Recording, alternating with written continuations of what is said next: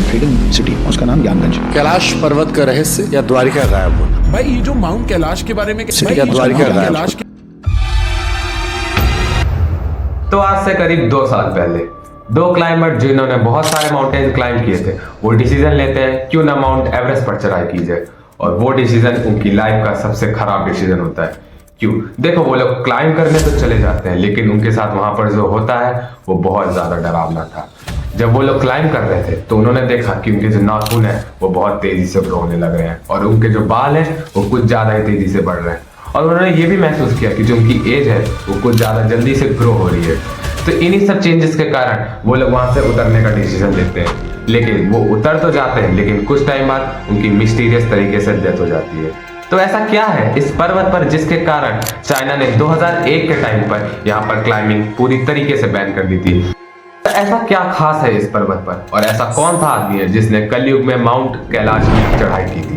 तो आज मैं आपको इस वीडियो में से 5 पॉइंट की मदद से ये सारे रहस्य सुलझाऊंगा जो आपकी सोच से परे हैं। तो पहले आप लोग कैलाश पर्वत का स्ट्रक्चर समझिए। ये जो कैलाश पर्वत है वो इंडिया चाइना बॉर्डर के बीच हिमालयन रेंजेस में स्थित है। इसके पास 4 रिवर है, जो चारों रिवर अलग अलग डायरेक्शन में फ्लो होती है। एक रिवर नॉर्थ में फ्लो होती है, एक साउथ में, एक ईस्ट में और एक वेस्ट में।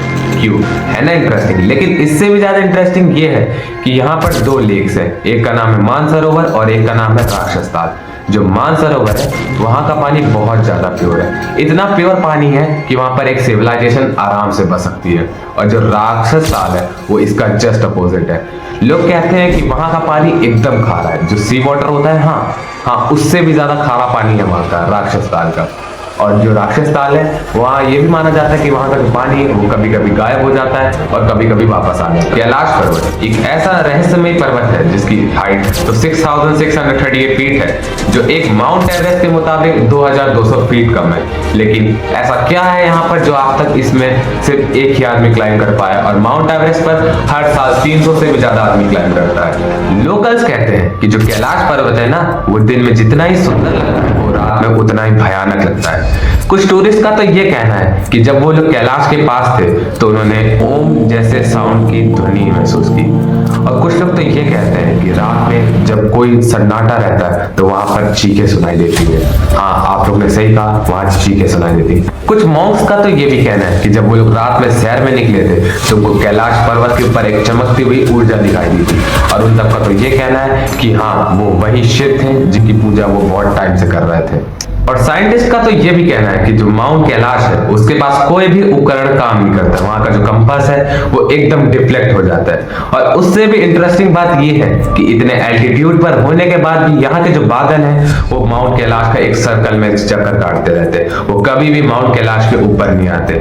लोगों का ये भी कहना है कि जो माउंट कैलाश है वो एक नॉन फ्लाइंग जोन है, वहां पर चिड़िया कभी भी आपको नहीं दिखाई देगी। आपको कभी भी ऐसा नहीं दिखेगा कि माउंट कैलाश के पास से या माउंट कैलाश के ऊपर कोई भी चिड़िया आपको नजर आए। लेकिन इन सबसे ज्यादा इंटरेस्टिंग बात यह है कि चाइना ने माउंट कैलाश पर क्लाइंबिंग 2001 में कंप्लीटली बैन कर लगा।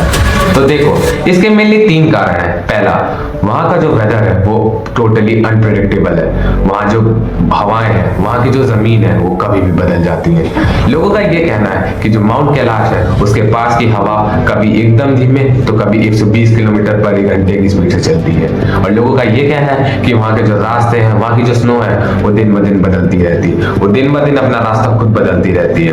और जो दूसरा कारण है वो है इंटरनेशनल गवर्नमेंट के फोर्सेस। हाँ, आप लोग ने सही सुना कि जो कैलाश पर्वत है वो 4 से 5 रिलीजन्स के बेसिस पे है। इस वजह से इंटरनेशनल गवर्नमेंट के फोर्स के आने पर चाइना ने उसको बैन कर दिया। लेकिन तीसरा जो और सबसे जो मेन कारण है वो है रिलीजन फैक्टर। जी हाँ दोस्तों, जो कैलाश पर्वत है वो हमारे 4 रिलीजन में बहुत ज्यादा माना जाता है, हिंदू, जैनिज्म, बुद्धिज्म और एक रिलीजन और है जिसका नाम है बॉन रिलीजन। हाँ, और इन सब के कारण से चाइना ने जो है वहां पे एकदम से बैन लगा दिया। तो बारी है कुछ ऐसे पिक्चर्स की जो कि नासा ने अपनी सैटेलाइट से खींची थी कैलाश पर्वत की। यहाँ आप साफ साफ देख सकते हैं इन पिक्चरों में भगवान शिव के छवि आप लोग साफ साफ इन पिक्चरों में देख सकते हैं। इन पिक्चरों में साफ साफ ये वर्णन किया गया कि शिव जी का और कैलाश पर्वत कुछ ना कुछ संबंध है। तो अब आता है वो सवाल जिसका आप सबको बहुत ज्यादा इंतजार था कि कौन है वो आदमी जिसने कलयुग में कैलाश पर्वत की चढ़ाई की थी। तो वो थे एक तिब्बतियन पोएट और तिब्बतियन योगी मेलारेपा। जी हाँ दोस्तों,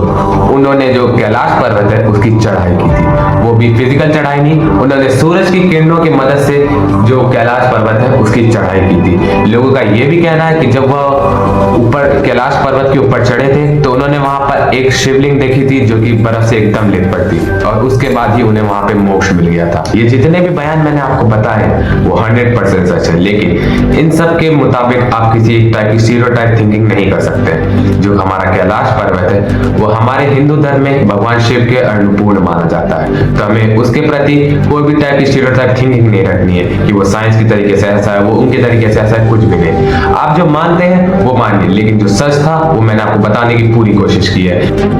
तब तक के लिए धन्यवाद। मेरा नाम है अर्नव, मिलते रहेंगे इसी चैनल पर नेटिव पॉडकास्टर पर। Thank you.